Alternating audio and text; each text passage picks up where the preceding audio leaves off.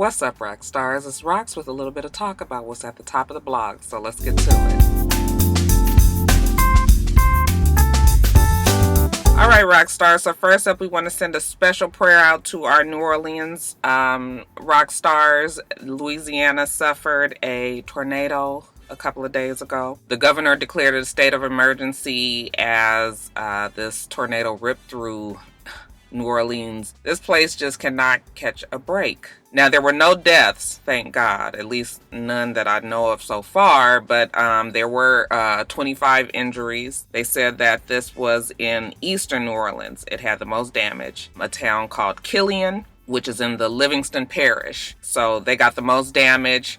And yeah, when you see the pictures, it just looks terrible. I didn't even realize, well, I actually knew that there was some bad weather down there, but I didn't realize that they actually was having a tornado. I saw people checking in on Brittany and on Bondi. And I was like, what is going on? And they say, yeah, it was a tornado down there. So just want to send our prayers out to all of the New Orleans rock stars, your friends, your family, anybody who was affected by the storm out there. Hopefully you guys did not get much damage. Y'all ask the good Lord Jesus to just give them a break up there or down there. Keep your head up, New Orleans rock stars. We still got love for you out there.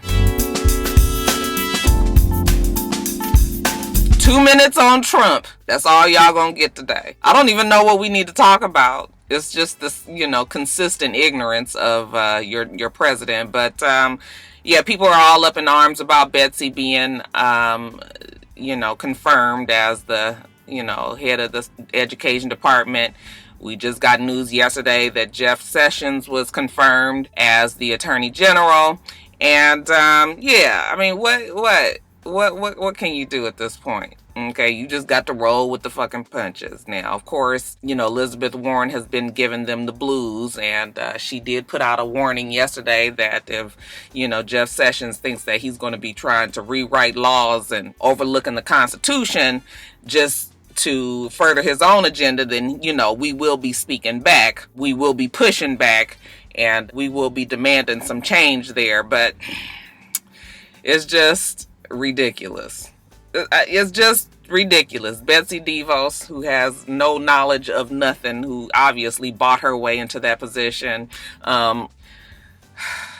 Child, I can't. Let's talk about Saturday Night Live and how they're having the best season. Y'all know I got these braces. Best season that they've had in a long time. Mostly because they have a lot to work with right now. Just the Trump administration in and of itself, the fool of fucking niggotry that it is. They have a lot to work with. Donald Trump being played by Alex Baldwin, which is hilarious. And then, of course, now Melissa McCarthy as Sean Spicer, which was so genius. I don't know what it was, but she actually became him. The makeup, the way his forehead is so huge, kind of hair recedes a little bit. His flippant way of being kind of like, oh, it's not me, it's you, I just cracked up when I watched it. I'm sure we'll be seeing more of it. Every now and then, Saturday Night Live will get a hold of a gag or a bit that will become classic, just like, what's her name? Well, I can't think of her name as Sarah Palin. You guys know Tina McFey. Just like Tina McFey, was able to become Sarah Palin, we're going to get the same with Alex Baldwin and Melissa McCarthy. Like I said, I think we will see much more of them. But yeah, that's it, you guys. I mean, I feel the same frustration as everybody else. Actually, my girlfriend Debbie calls me every single fucking day, trying to give me the update, and I just be like, I don't know why we're not gonna do this for 4 fucking years, okay? You don't get to keep calling me and telling me. I don't even care. I'm not even going to worry myself. At night when I go to bed, I turn on CNN for a few minutes, and then, honey, I take it on to Betty Bye. Okay, I can't worry about it. It's just gonna be more and more of this, and yeah, I can't. Now he mad that they took Ivanka's clothing line out of Neiman Marcus and Nordstrom's. Oh, the fuck well. That's what the fuck you get. Nordstrom was just like, look, if the shit don't sell, then we don't sell it either. And I guess they probably lost quite a bit of supporters purchasing their stuff. So, I mean, hey, that's just how the ball bounces sometimes. But that's it, y'all. Can't worry too much more about it. I said I was only going to do 2 minutes on Trump. Here I am almost on 4. Okay, so let's move on to the next. Okay, you guys. guys, and I guess this is a piggyback shout out to Candy and Portia on the Trump thing. Everybody's talking about the New England Patriots, the Black Patriots, who are not going to go to the White House to visit when, you know how the team goes when they win the championship. And, you know, people were making a big deal out of it, saying that they weren't being American, you know, that they were being anti-government or whatever the fuck. And these two gentlemen, Martellus Bennett and Devin McCourty, they said they're not going to Pennsylvania Avenue. Fuck everybody that's worried about it. And I don't blame them. I don't see no problem with it. Gabrielle Union did post that Tom Brady did not go to the White House when they won before. I looked it up, and supposedly he had family commitments that he had to go to, he said. However, people did see him working out that same day that the team went to the White House. They saw him working out at the stadium that they play in. Later on, they saw him purchasing an Apple Watch at the Apple Store. Doesn't sound much like a family commitment, more so that he just did not want to go. Now, they're saying that he didn't go not because he had beef specifically with President Obama, but with someone in his administration who had teased about the whole Deflategate thing and made some sort of snarky comment about Tom Brady. So he had, you know, he was feeling some kind of way about it. So he decided not to take his ass down there to the White House. Okay, and that was his decision. Wasn't that big of a deal, obviously, because I didn't even hear about it. Not that I would, you know, I'm not no big football buff or anything like this. But, of course, there's been a lot to do made about the fact that Devin and Martellus ain't going. Well, I don't have a problem with Martellus and David not going. Devin, it's a personal choice. If they don't want to rub elbows with an administration that has been nothing but negative and anti-black, if you ask me, why would I want to go over there and act like I'm breaking bread and smiling for the camera on some bullshit? So I don't have a problem with them not going. Congratulations to the damn Patriots. That Super Bowl, I still can't believe that Atlanta lost. I was just like, how do you let this big of a lead into the fourth quarter slip away? My husband and I was cracking up, okay? When it went into overtime, he was just like, it's a wrap. It's a wrap. There's absolutely no way that Atlanta's about to win this. And sure enough, they lost. And honey, I was just like so dumbfounded, but you know, kind of tickled by the whole thing because, honey, at halftime, we had people texting us. They was heading downtown. You know, they was already about to get the party crunk. Y'all motherfuckers got down there and was looking around like, what the fuck happened? So, yeah, but you know, I'm still proud of the Falcons. They made it that far. I guess it's just kind of a, you know, a stab in the chest when, you know, when you've made it that far, you want to take it all away. But of course, there's always something to be said for experience. As far as I understand, Atlanta is a young team and the Patriots have won a million times and they know how to do this. And it does take a steady head and somebody that can take you all the way. So, obviously, that is what happened in that case. But keep your head up, Atlanta. You still have a lot to be proud of. I'm still an honorary Atlanta Falcons fan, just for now anyway, until, you know, basketball season starts. Then it's Lakers. Even though Lakers suck too, y'all. I know. Anyway, let's move on to the next. Alright, you guys. So, how many of you guys saw the video of George Lopez in a stand-up comedy routine? And evidently he got into it with a black female heckler. I don't even know if I could call her a heckler. He got into it with a black female patron that was there because she evidently was not happy with one of his jokes. Now, he had said something along the lines of, there's two rules in the fucking Latino family that still stands to this day. Don't marry somebody black and don't park in front of our house. Of course, people laughed, but this particular woman did not see the funny in this joke. So she stood up and she gave him the finger. Actually, they said that she did it with both hands. That's a double bird on that ass. And when she did that, he got upset. He was just like, sit your ass down, bitch. I'm still talking. Sit the fuck down. He went on and on about the lady. Of course, everybody was laughing in the audience. I'm sure the lady didn't appreciate it as she was walking out. He was like, listen, if you can't take the fucking joke, you either sit your ass down and shut up or get the fuck out. So he went on. Some people are saying probably a little bit too hard. And I think I will agree. Now, I always get into this whole thing because I kind of consider myself a makeshift comedian.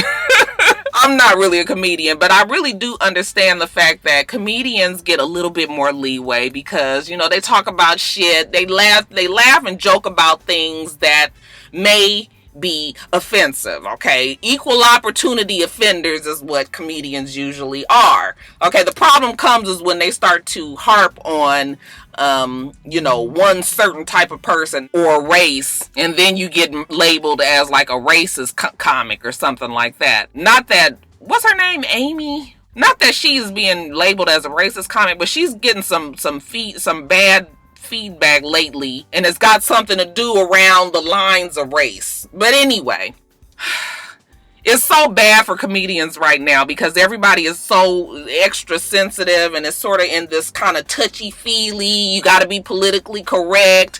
You know, you got to watch what you say. I mean, these are things that comedians have said in the past years and years and years ago, and nobody had a problem with it. Of course, right now in this racial climate, now people don't want to be hearing shit like that. He never called her a black bitch, but of course the fact that he called her a bitch and that she, you know, she was a black woman, of course people have taken some extra offense to it. But I think he went too far because I think also comedians have to understand that some people just don't get the fucking joke. Some people just don't think the joke is funny. And if that person doesn't feel that your joke is funny and are offended and walk out, you can still tease them, but it's a way to do it. And when it starts to feel like you are cursing them out, then it sort of changes. You've seen comedians actually heckle somebody back in the audience and do it where it's funny, where that person probably still is uncomfortable, but people can laugh and joke at it, and it's not all this, you know, sit the fuck down, bitch. Like, you understand what I'm saying? It's a difference there. So that's my problem. But I also do feel like comedians are not able to, you know, be 100% in their craft because they got to worry about everybody talking about the shit that they say. That is exactly why Dave Chappelle will not allow people to video record him when he is up on stage to this day. You guys know he still does tour and do comedy, but he won't allow it because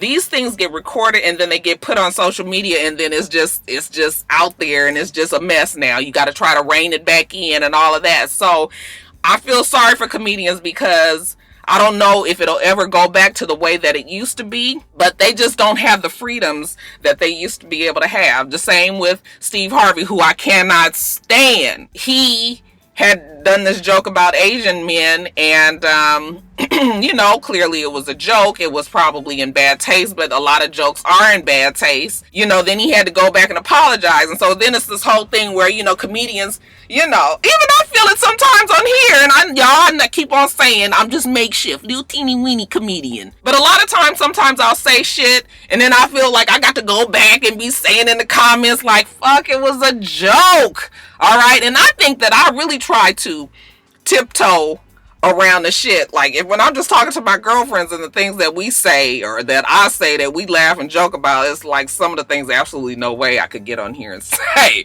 Y'all would hate me probably. I just feel like George Lopez took it too far. He got in his feelings too quick. Like, maybe he was going through something else that day. I just wish that if he had a problem with this woman, that he would have found a more clever and funny way of heckling her back. So that's it, you guys. I mean, do I think that he's a racist and that he's this horrible person? No, I just think that he was in his feelings because somebody didn't think his shit was funny.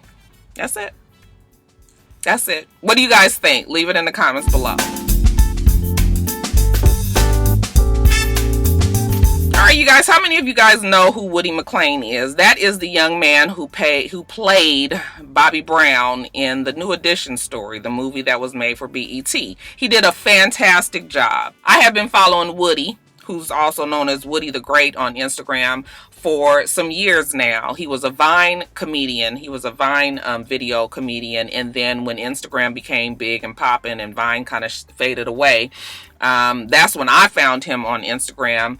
Then I realized that he was a backup dancer for Chris Brown. And I was like, that's the same guy. And then he used to do the Plies, the story time with Plies. Remember, he would act out the shit that Plies would say on his Instagram video. So that's really when I started following him some years ago. And I always thought he was really funny. More so than a lot of these other Instagram, like, You guys know who I used to think was so funny and I thought he had it, and now all of a sudden he's just not anymore? It's just my opinion, but the little Rennie kid, now he is cute as can be, up there in New York somewhere, but he's just not funny anymore. Like something in his it's just like, what is the same thing? Like it's over and over. It's just the same. Anyway, I'm getting off track. So anyway, I thought that Woody was very talented. I knew that somebody eventually was going to snap him up. It was just a matter of time. Well, of course, he became Bobby Brown, and he embodied Bobby Brown. He was able to pull it off, even though he's a smaller framed kid. But yeah, we loved him in the movie, right?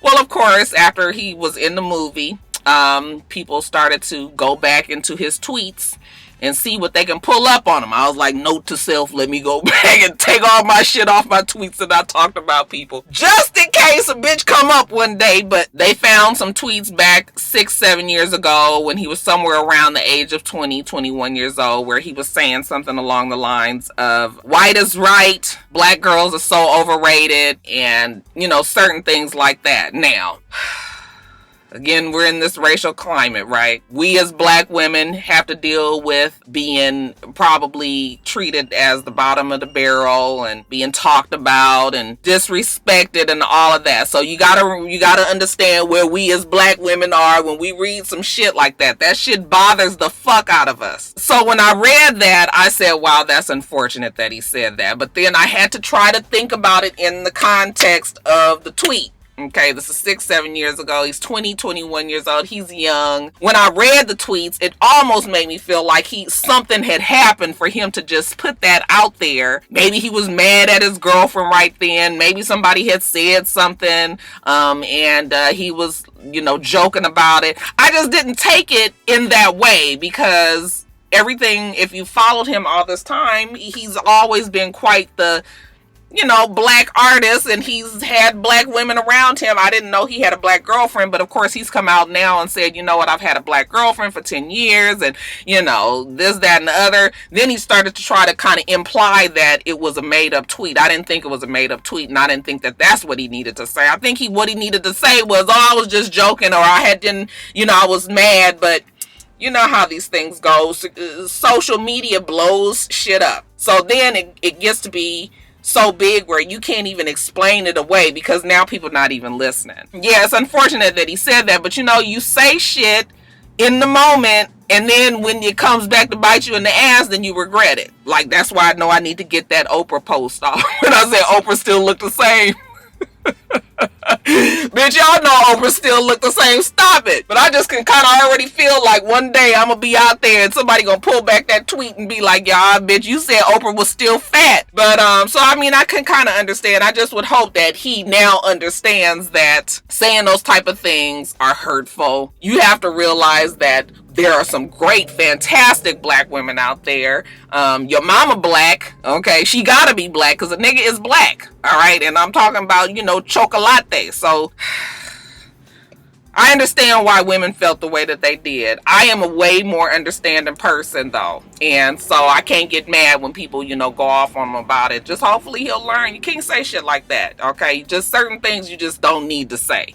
That is one of them. But he gonna be all right. How do y'all feel about it, though? Was you offended? Were you upset? I mean, he's almost 30 years old now. I would hope that he would think differently. But let me know. Alright, you guys, I guess congratulations are in order for Miss Madonna, who has adopted twin girls from Malawi. Okay, now she already has 2 children that she's adopted from Malawi in the past. That would be David Banda, who is 11 years old, and Mercy James, who is 11 years old. Okay, so they are both from Malawi, Africa. This now means that she is the mother of 6 children. And pretty much all of them she done adopted. I think 1 or 2 of them is hers. The rest of them she's adopted. Look, I don't have a problem with Madonna adopting, these African kids. It's just peculiar to me that she goes all the way to Africa to adopt these kids when there's plenty of kids here in the United States that need to be adopted. Now, I'm not adopting no kids, so I can't say that she should do this instead of that. That's all on her. It's just peculiar. It's just interesting to me that she goes all the way to Africa. I mean, even if she wanted to adopt some black kids here, it's black kids here that need home, right? So that's the only thing that makes me always wonder if these celebrities are adopting these kids kind of like as a token, and yeah, I don't know. I don't want to make it negative because it's not. These kids obviously need a home, and that's the bottom line. But I just don't understand. Just don't understand what makes them go all the way there to get it. Is it easier? Now, I know she has a special love for Malawi. Like I said, she adopted those other two there. She's given somewhere around $10 million to Malawi, trying to... Is that the right figure, child? Is it 10 million? Yeah, I think it's around 10 million that I read. So, I mean, she's putting her money where her mouth is, and she's trying to make a difference and help out there. But it's just, I don't know. It's just always interesting to me that these celebrities do that. Like I said, you can get a black one from here. Look at Sandra Bullock. She done got 2 of them from here. Okay. So Sandra said, bitch, I ain't got to go all the way across the waters to get me some black babies. Shit. Like I said, not nothing negative. I'm not an adopting person. I didn't adopt no damn body. So, I can't be trying to point the finger at somebody else. At least they doing it, right? So tell me what you think about it, though. You think her heart is in the right place, or they just trying to, it's the new thing right now to get you some African babies? Fuck going on, y'all?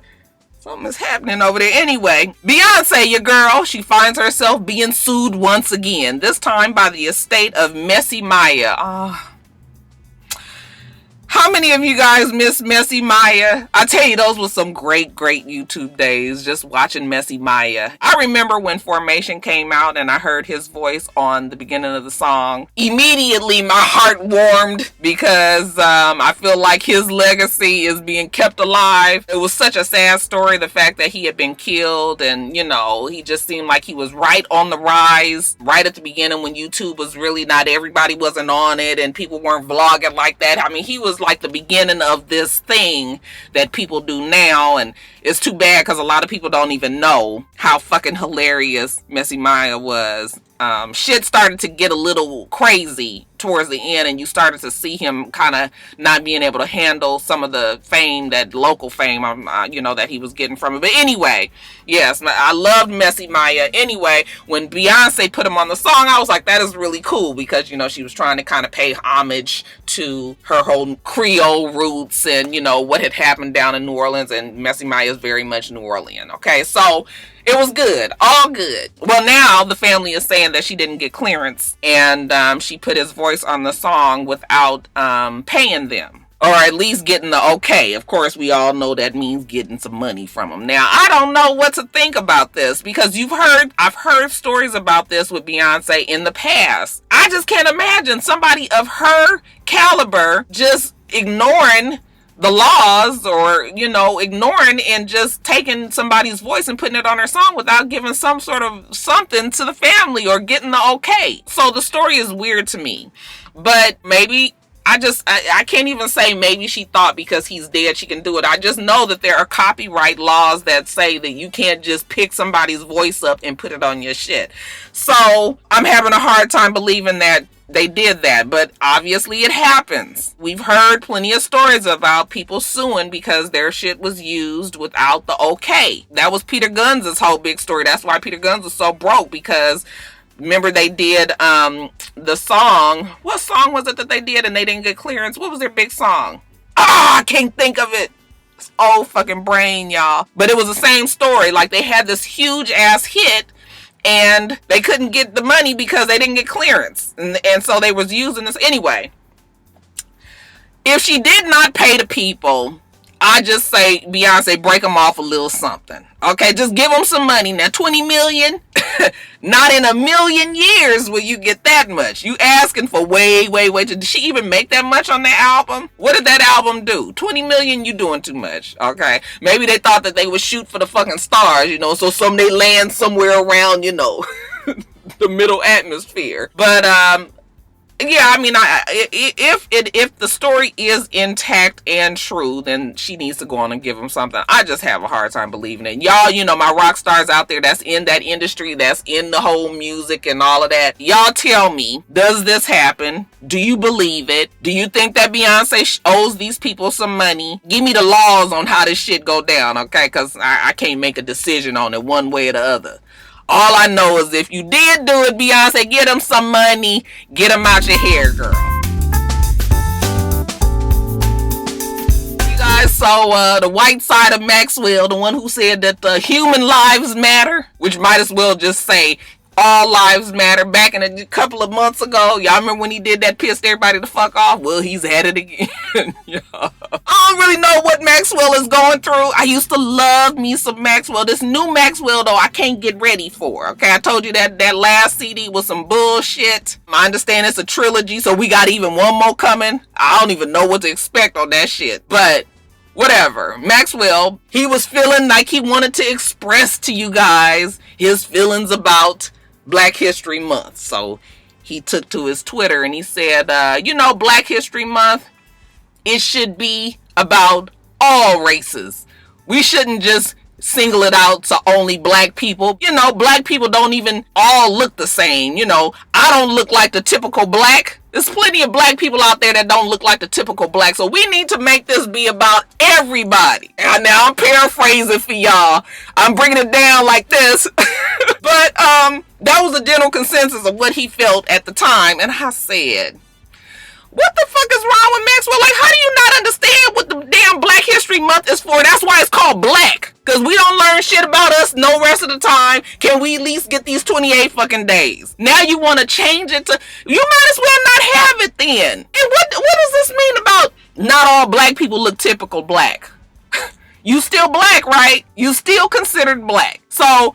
even if you are very fair skinned, can pass for white black, if you claim black, you got black in you, you say you black, then bitch, that's what you is, okay? So we can't be trying to, with this light skinned black month, caramel colored, peanut butter, dark chocolate, olive colored, we ain't got time to be splicing and dicing what the fuck somebody is. So I was just like, he is so stupid for saying that. Of course, our black people, honey, we ain't having it. I done just told y'all that this damn racial climate right now, we ain't fucking around with y'all with this mess trying to make us black people soften our stance or water us down in any kind of fucking way. So they jumped on top of him, tried to tell him about himself. He was feeling like, honey, you ain't fixing to tell him what to do. So then he went on and hashtag black, blue, red, white, beige history. Again, he's trying to mishmash us all together. Then he gonna say, did anybody forget that Obama's mama was white? Okay, well, Obama, as far as I remember, he does consider himself a black man. People was mad at him. Somebody went to his comments and said, that's why your last album went paperclip. Okay. You ain't make no money from that shit. Okay. So then that's when Maxwell decided to slide into their DMs and go off on them that way. Okay. But they didn't want to, he didn't want to do it out in public. So he went into the DMs. Of course, they screenshotted and posted that up. Okay. He gonna say, check the numbers, bitch. Like, look, I did make some fucking money off this album. I was just like, wow. Somebody that you used to love, y'all. I used to love Maxwell. I walked out to a woman's work on my wedding day. Okay, that was what I came out on, you guys. I loved everything Maxwell. For him to let me down like this, I'm just like, But what can you do? Okay, people have their opinions. I'm sure that Maxwell, is he mixed? Why am I thinking that he mixed? He got a little something else in him, right? I thought he did. So maybe he has this feeling. I noticed that a lot of people that are mixed kind of feel like they can't just always be on this whole Black Lives Matter thing. They always feel like they have to recognize that other part of them. And I guess part of me can understand that, but I don't think that people realize that we saying Black Lives Matter doesn't mean that nobody else matters. How many times do we have to say that? Yeah, y'all. I was just like, Maxwell, you are really not trying to say Black History Month should be about everybody. Are you really? You can't be. But y'all, stranger things has happened. I want Maxwell to sit the fuck down somewhere and shut up, like GeorgeLopez says. Sit the fuck down and shut up or get out.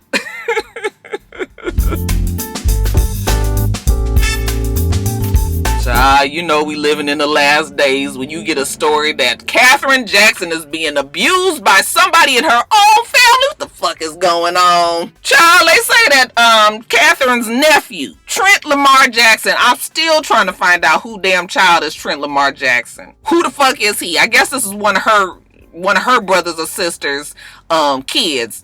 But evidently he's been abusing her. They say that he has been trying to get a hold of her accounts because he wants to take over her finances.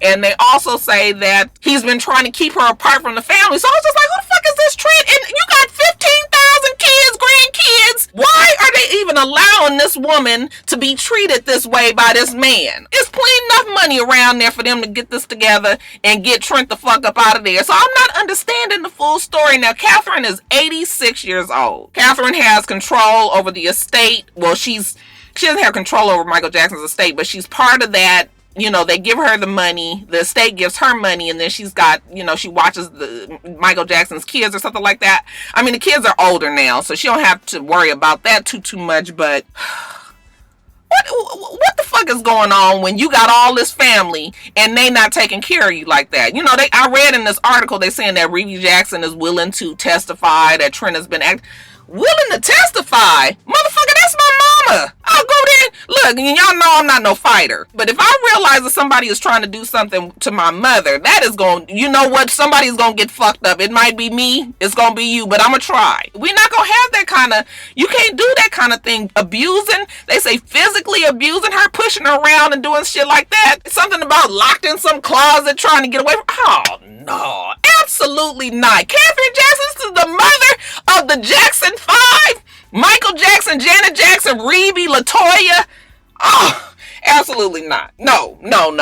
Okay, so I'm gonna need them to get this shit together. Y'all let me know who the fuck is Trent Lamar Jackson. Whose child is he? He need to get the hell up out of there. This don't make no sense. I have never understood the Jacksons have so many strange ways about themselves, and the family is so secretive. You can't never get the full 100 story about why shit is going down the way it is over there anyway. I just think that it is a travesty. This man is able to treat this woman in particular this way. Somebody need to beat his ass. Somebody go beat Trent's ass, please. And then in quickies, I meant to mention about Lady Gaga in the Super Bowl. I thought Lady Gaga did a good job. Okay, people were saying that it was boring, you know, that she didn't have any recent hits, that she played all her old songs. And so what?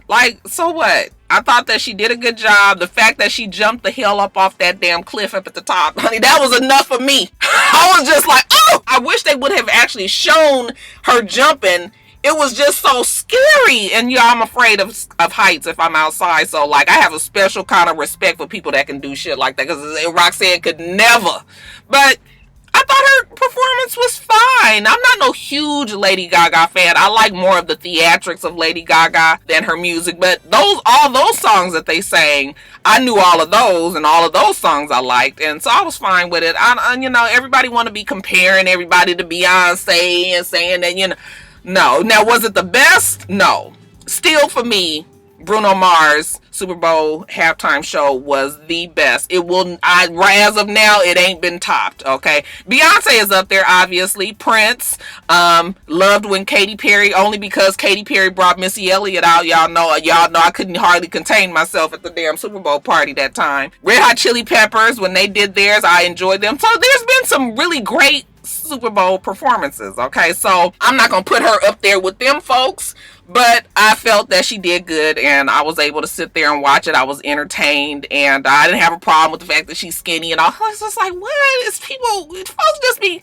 Anyway, I was fine with the Super Bowl performance. Were you? People want to know how I feel about this damn Real Housewives of Atlanta trailer. I hate doing reviews on fucking trailers. It's stupid to me. Okay, the show is about to come on Sunday. Why am I talking about it on Thursday? But what do I think about it? I feel like it's a show, like they all are, and they brought Kim back because obviously they wanted the drama, and that's what we're gonna get. Do I have a problem with Kim being back? No, I don't. I didn't have a problem with Kim being there. Of course, towards the end, when she was about to leave, she was starting to be full of shit. And that's generally what Kim is, full of shit. But she's good for the show. And I think some people are going to feel threatened by the fact that she's there.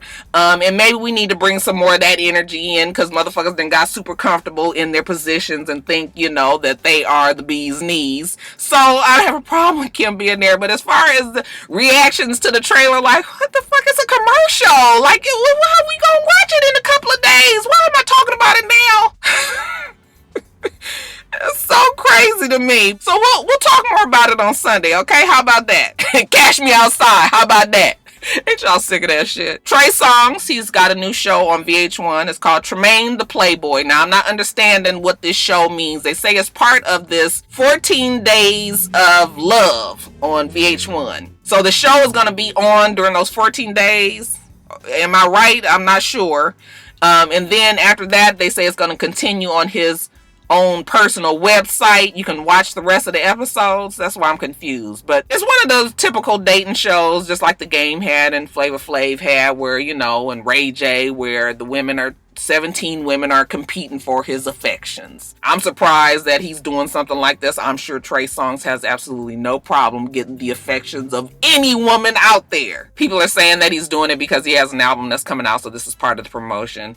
I mean, I guess we'll see, but he seems like he's a fun enough guy. I guess we'll see how the show does. But yeah, Tremaine the Playboy coming to VH1 soon. There are people that are very excited to hear that Lorenz Tate has a recurring role on the next season of Power. They say that he is going to be playing a Jamaica Queen city councilman. I was like, oh, like Councilman Diggs on Empire? Child, is Power trying to copy off of Empire?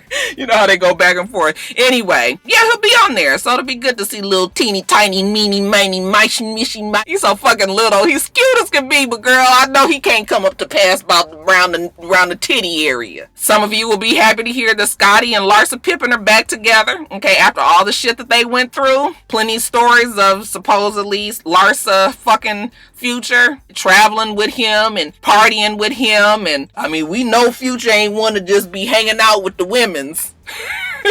She probably can't have no fucking more kids. I mean, because the bitch is old. Well, she ain't old, but you know, she 40. And let me not start with that, because y'all be like, anytime it's God's plan.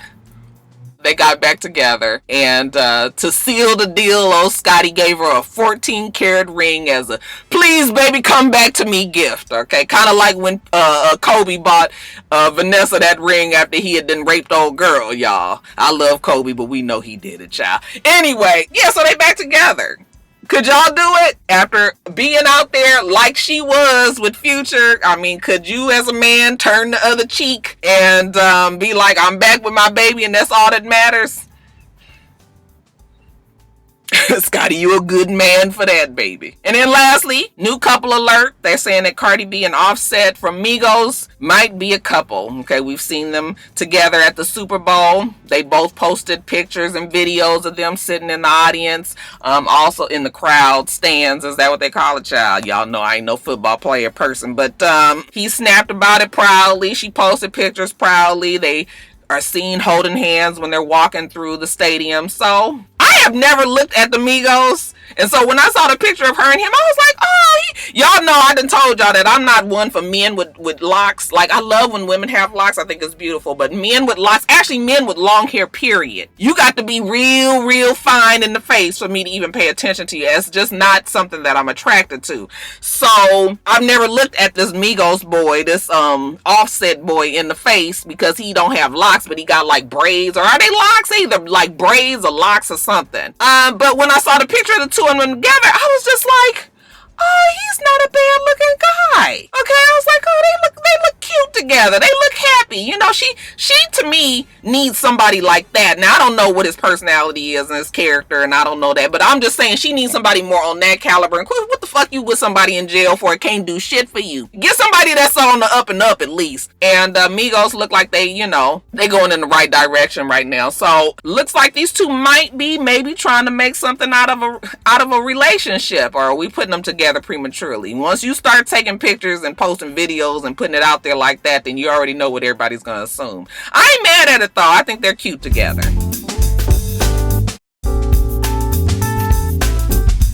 All right, you guys, so that is it. Let me get off of here. Actually, Dunkin' Donuts about to get me a coffee and then take it on to work. We do this every single week, so make sure that you rate, comment, and subscribe, and make sure you come back.